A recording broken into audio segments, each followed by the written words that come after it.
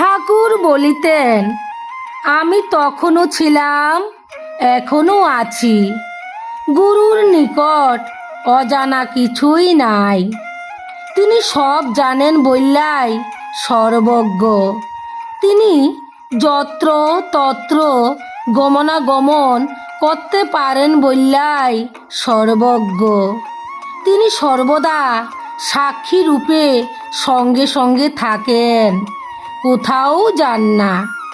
প্রয়োজন বুঝে যে কোনো সময় যে কোনো স্থানে স্বরূপ পরিগ্রহ করতে পারেন এবং করেন।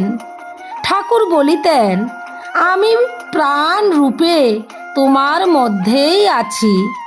তুমি আমারে উপলব্ধি, উপ অর্থ নিকটে, লব্ধি অর্থ লাভ করবার জন্য চেষ্টা করো। ভূত প্রেত নিয়া থাকলে আমারে লাভ করা যায় না। নাম, গুরু, ভগবান এক। শ্বাসে প্রশ্বাসে নাম ধইরা থাকবার জন্য চেষ্টা করো, তবেই ভূত প্রেতের সংসার ছাইরা নাম সংসারে পরিকর হইতে পারবা।